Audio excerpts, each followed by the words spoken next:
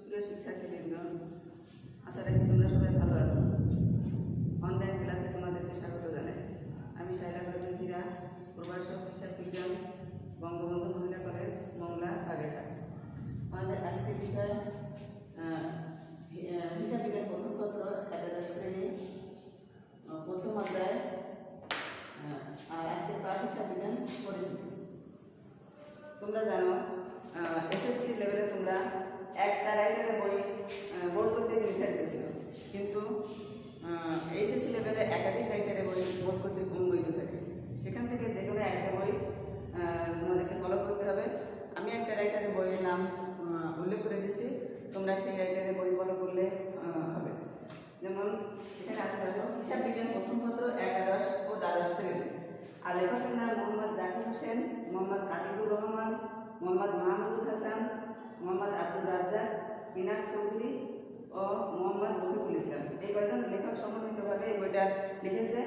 আর অক্ষরপত্র প্রকাশনী, মূলত অক্ষরপত্র প্রকাশনীর এই বইটা তোমরা ফলো করবে।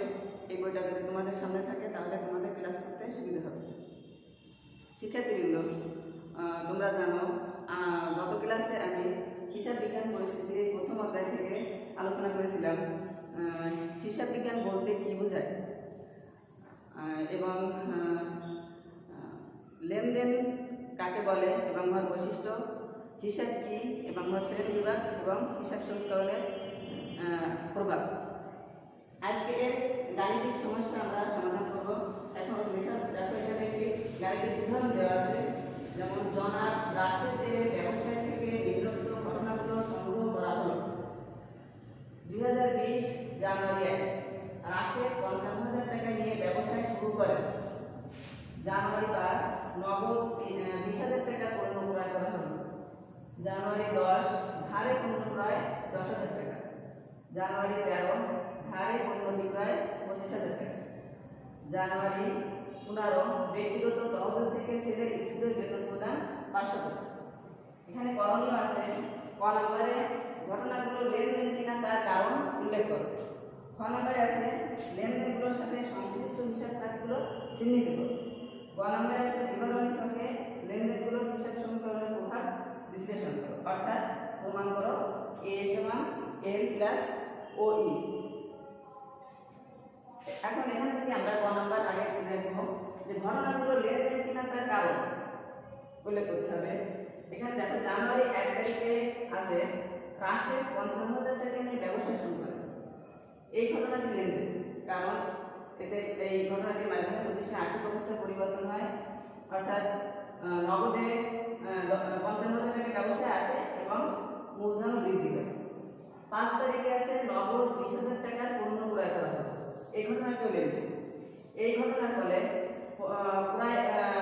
ক্রয় হয় এবং ক্রয়ের ফলে ব্যয় বৃদ্ধি পায় এবং নগদ টাকা ব্যবসা থেকে চলে যায়, তাই এটি লেনদেন।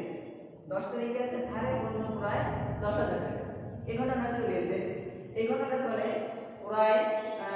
ক্রয়তে ব্যয় বৃদ্ধি পায় এবং দায় বৃদ্ধি পায়।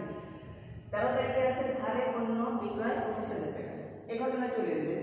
এই ঘটনার মাধ্যমে বিক্রয় অর্থাৎ আয় বৃদ্ধি পায় এবং হিসাব অর্থাৎ সংখ্যা বৃদ্ধি পায়, তাই এটি লেনদেন। 15 তারিখে ব্যক্তিগত তহবিল থেকে ছেলের স্কুলের বেতন প্রদান 500 টাকা। এই ঘটনাটি লেনদেন নয়, কারণ এই ঘটনার মাধ্যমে প্রতিষ্ঠানের আর্থিক অবস্থার কোনো পরিবর্তন হয়নি। মালিকরা নিজস্ব তহবিল থেকে ছেলের বেতন দিয়েছে, যা প্রতিষ্ঠানে অর্থের উপর কোনো প্রভাব ফেলে না, তাই এই ঘটনাটি লেনদেন নয়। এবার আমরা খ নাম্বার করব।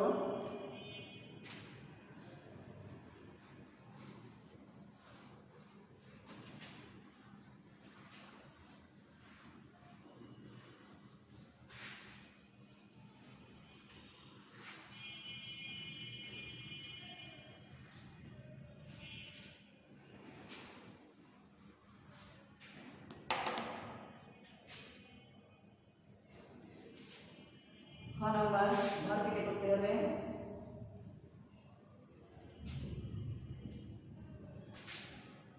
প্রথমে দাঁড়িয়ে ঘর,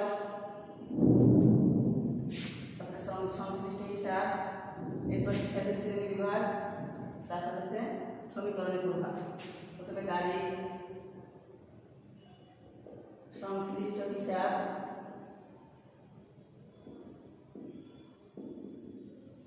হিসাবের শ্রেণী বিভাগ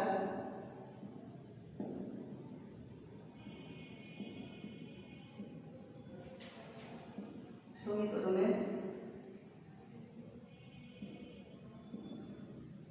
প্রভাব 2020 জানুয়ারি 1। শিক্ষার্থীরা তোমরা দেখো প্রথম যে ঘটনাটি আছে জানুয়ারি 1 আছে রাশেদ 55,000 টাকা নিয়ে ব্যবসা শুরু করে। এখানে দুটো হিসাব আছে। আমরা জানি প্রতিটি লেনদেনে দুটো হিসাব থাকবে, অর্থাৎ দুটো পক্ষ থাকবে। দুটো হিসাব কি কি? একটা আছে নগদ হিসাব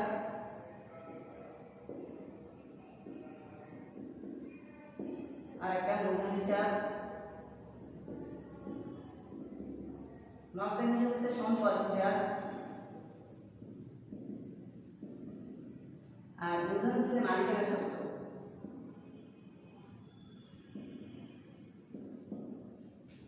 সম্পদ হিসাব এখানে নগদ টাকা ব্যবসা আসে তাই এ বৃদ্ধি,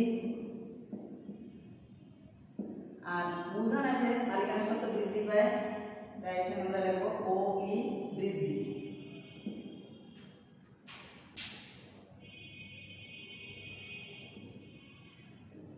এরপর আছে জানুয়ারি 5। জানুয়ারি 5 তারিখে আছে রাশেদ 20,000 টাকা পণ্য ক্রয় নগদে 20,000 টাকার পণ্য ক্রয় করা হলো। নগদে 20,000 টাকার পণ্য ক্রয় করা হলে এখানে দুটো পক্ষ আছে, ক্রয় হিসাব এবং নগদান হিসাব। ক্রয় হিসাব হচ্ছে ব্যয় হিসাব এবং নগদান হিসাব হচ্ছে সম্পদ হিসাব। ক্রয়ের ফলে ব্যয় বৃদ্ধি পায় আর ব্যয় বৃদ্ধি পাওয়ার ফলে মালিকানা সত্ত্ব হ্রাস পায়, আর সম্পদের ক্ষেত্রে এখানে সম্পদ হ্রাস পায়।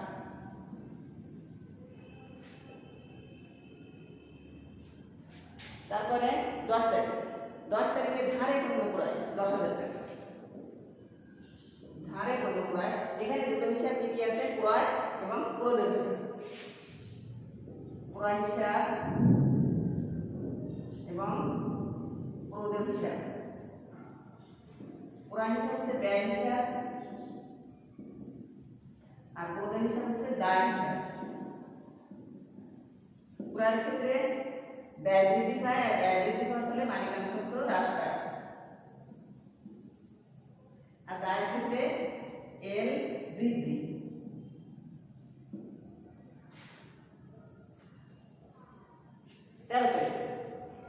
তেরো তারিখে আছে ধারে পণ্য বিক্রয়। ধারে পণ্য বিক্রয়ের ক্ষেত্রেও দুটো হিসাব জড়িত আছে, একটা হচ্ছে বিক্রয় হিসাব আর একটা প্রাপ্য হিসাব। তাহলে প্রাপ্য হিসাব এবং বিক্রয় হিসাব। প্রাপ্য হিসাব হচ্ছে সম্পদ আর বিক্রয় হিসাব হচ্ছে আয় হিসাব। এখানে সম্পদ বৃদ্ধি পায় এবং আয় হওয়ার ফলে মালিকানা সত্ত্ব বৃদ্ধি পায়। 15 তারিখ কোনো লেনদেন নয় তাই এর ভিতরে কোনো হিসাব খাত নেই, তাই এটা আমাদের দেখানোর প্রয়োজন নেই। তবু লিখে রাখি 15 তারিখ লেনদেন নয়।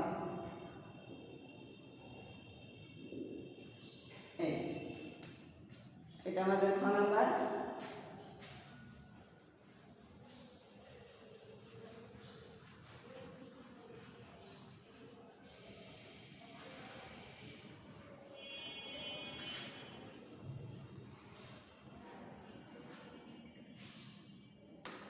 এবার গ নাম্বার করব। শিক্ষার্থীরা গ নাম্বার আছে বিবরণী ছক। বিবরণী ছকের আরেকটা নাম হচ্ছে রেগুলার ছক, অর্থাৎ এই ছকের মাধ্যমে হিসাব লেনদেনগুলোর হিসাব সমীকরণের প্রভাব বিশ্লেষণ করতে হয়। আমরা জানি হিসাব সমীকরণ হচ্ছে a সমান l প্লাস ওই, তাহলে আমাদের সে অনুযায়ী ঘর কাটতে হবে।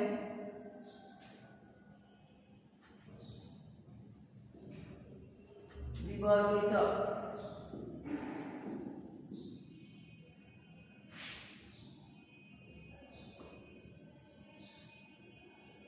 প্রথমে তারিখ, তারপরে উদ্ধৃত, তাহলে আমাদের দেখতে হবে এখানে কয়টা সম্পদ আছে। সম্পদ আছে নগদান হিসাব এবং প্রাপ্য হিসাব। তাহলে সম্পদের জন্য দুটো সম্পদের জন্য বার করতে হবে। তারপরে সমান সমান এল দায় আছে কি এল,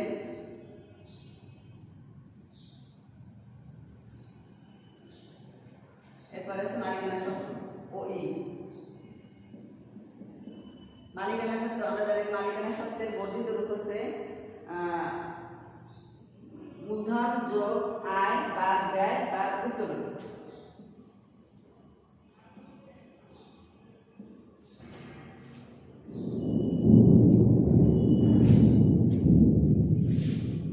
সম্পদ দুইভাগে ভাগ করলাম, নগদান হিসাব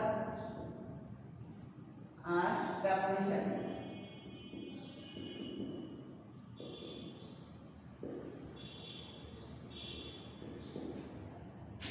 প্রয়োজন হিসাব মালিকানা দায় থেকে প্রয়োজন হিসাব, আর এখানে মূলধন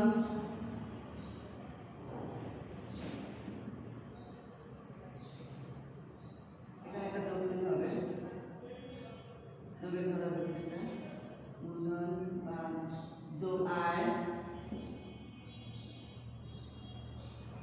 বাদ ব্যয় বাদ উত্তোলন, আর শেষে হচ্ছে মন্তব্যের ঘর। 2020 জানুয়ারি 1 আছে রাশেদ 55,000 টাকা দিয়ে ব্যবসা শুরু করে। এখানে নগদে আসে 55,000 টাকা এবং মূলধন বৃদ্ধি পায় 55,000 টাকা। এই নগদের ঘরে 55,000 টাকা, মূলধনের ঘরে 55,000 টাকা, আর মন্তব্যের ঘরে লিখবো মূলধন আনায়ন। এবার সম্পূর্ণ দাগ দিয়ে উদ্বৃত্ত।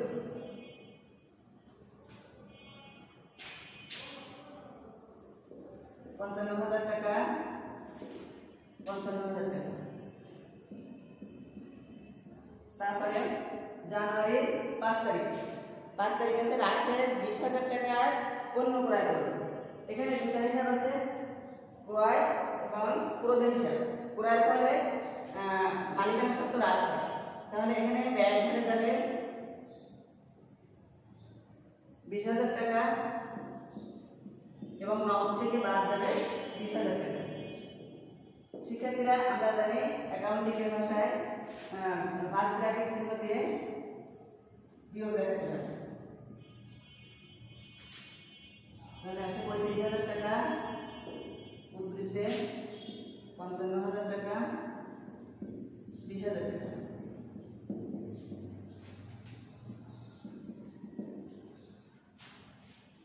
এবার 10 তারিখে ধারে পণ্য ক্রয় 10,000 টাকা। ধারে ক্রয়ের ফলে ব্যয় বৃদ্ধি পাওয়ার ফলে মালিকানা শর্ত হ্রাস পায়, তাহলে এখানে ব্যয়ের ঘরে 10,000 টাকা বিয়োগ এবং দায় বৃদ্ধি পায় মূলধনের ঘরে 10,000 টাকা যোগ। মন্তব্যের ঘরে ব্যয়, আবার উদ্বৃত্ত,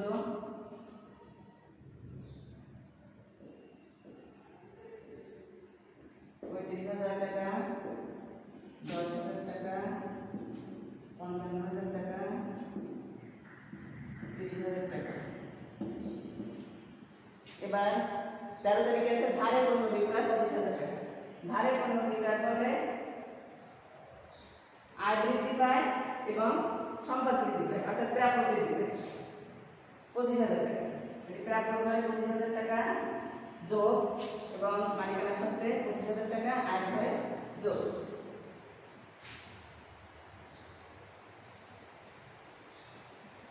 মন্তব্যের ঘরে আয় 35,000 টাকা, 25,000 টাকা, 10,000 টাকা, 55,000 টাকা, এখানে 25, এখানে 30।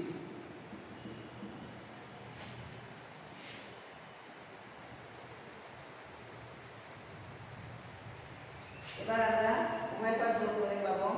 এখানে আছে 60,000 টাকা, সম্পদ 60,000 টাকা।